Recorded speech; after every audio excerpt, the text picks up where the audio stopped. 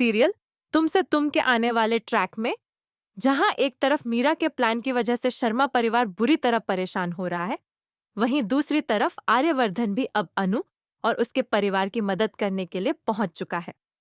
खैर, आर्यवर्धन ने जो कदम उठाया है वह सच में बहुत प्यारा है। इसकी वजह से अब अनु और आर्यवर्धन के बीच की दूरियां कम होंगी और दोनों के बीच समझ बढ़ने वाली है। लेकिन अब इस बात की खबर मीरा तक भी पहुंच चुकी है।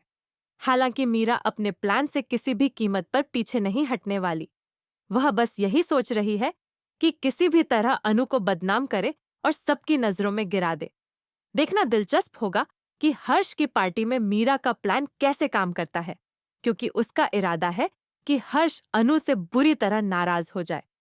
लेकिन आपको बता दें कि अब आर्यवर्धन, जो अनु के साथ खड़ा है, वह अंत तक उसी का साथ देगा। चाहे कुछ भी हो जाए, वह पूरी जिम्मेदारी अपने ऊपर ले लेगा, यह कहते हुए कि मेन्यू उसी ने तय किया था और वही उसने अनु को दिया था। उसे पता था कि इस पार्टी में यही सब होना है और वह खुद यह सब चाहता था।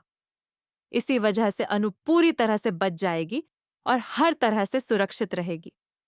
आगे आने वाले ट्रैक में यह देखना और भी दिलचस्प होगा कि मीरा का प्लान पूरी तरह फ्लॉप हो जाएगा और अब आर्यवर्धन को यह भी पता चलने वाला है कि मेन्यू किसने और कैसे बदला।